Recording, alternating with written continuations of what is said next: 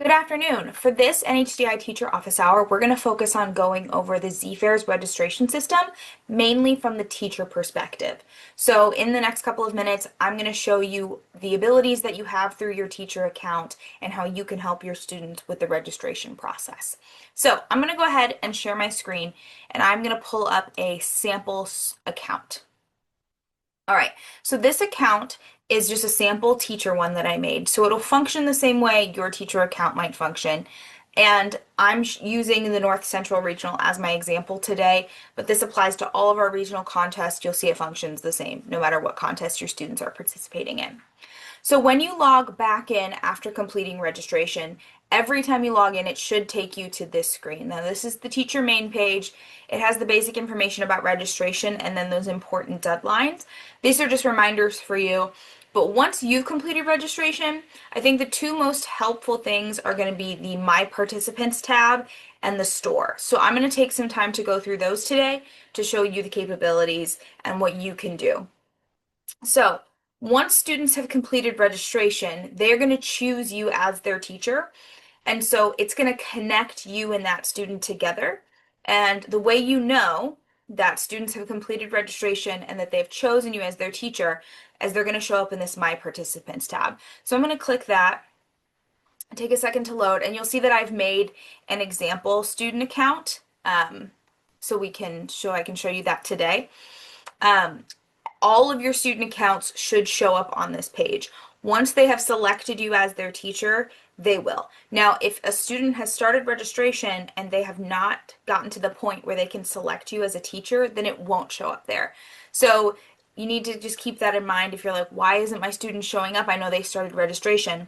Well, they might not have gotten to the point where they've selected you yet. And if they don't do that, then we can't connect the accounts. And so they need to complete that registration process. So once registration is complete, and this is what it should look like when it's complete. If you see student accounts that still have a green bar and a percentage, it means they're not done. And the way you'll know they're done is it looks like this, and they have chosen the way that they're going to pay their registration fee. As a reminder, students need to tell us how they are paying the registration fee to complete their account. So either they can pay right there via a credit card, or they can send in a check and they tell us that they're going to send in a check, or the school can pay and they tell us that the school is paying. Whatever the system is for you and your students, they just need to let us know that, because unless they do that, it'll just say that their account is like 95% complete, and it needs to be fully complete because I can't schedule them or put them on the schedule for the day unless their account is complete. So you'll see this sample student account. You should see the basic information about their username. So if they forget their username, you should be able to see it here. You can see the email that they used. You can see that what division they've chosen, the grade, the title will go here, and then the basic information. Over here are some helpful little indicators. So this is looks like a dollar bill.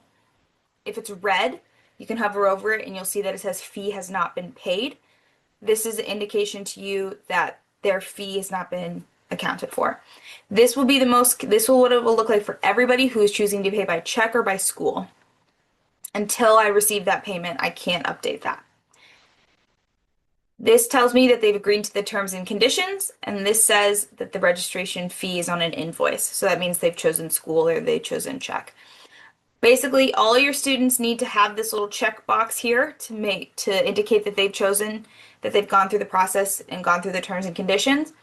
And then you either need to know that an invoice has been created because they're paying by check or the school is paying, or they need to have a green dollar bill here to show that they've paid via credit card. This is just a simple way to help track it right here. I'm going to show you in the store option what options you have when it comes to tracking the student registration fees. But also I want to indicate this little symbol over here with the person with his hands up. This also has some capabilities for you too. If you click this, it gives you the ability to edit or view. Mainly just gives you the ability to view their information on their account. You can help them change their password if need be. You can also send them an email through the system. But the other important thing here too is linking and unlinking from a project. So as a reminder, all students have to have their own individual account, no matter if they're in a group project or if they're doing it individually. And if they're in a group project, all of their accounts need to be linked together through the same project and project title. So students can't go in and separately register and type the same title and then not connect their accounts. Then it'll show up as 4 separate projects for me. So you have the ability to go in here and link to a project by searching the project title. So if you would click this, you could choose a link to a project, and then this would drop down with a bunch of titles of projects. You choose the correct one and link them together. If you have questions about that process, I'm more than happy to walk you through it, but I also can do that for you. So if you're worried about linking the wrong projects or messing up a link, just email me, let me know, and I'm happy to do that for you. So these are the capabilities you have from your side. And this is where you can track your participants. And so what I would do is think about, or if you have your list of students who are participating, cross-checking it with this to make sure it matches. Then the last thing I do want to show you is the store option. So if you click on store up here, this isn't going to show up anything because this is like if I was selling you t-shirts. That's what would show up here, but I'm not selling t-shirts, so nothing shows up there. But if you go over to participants, you'll see that it pops up with that student's registration fee, and you have the ability to pay for the fee through your account as well. So let's say, for example, your school, you want to collect all of them together so your school can pay it or something like that.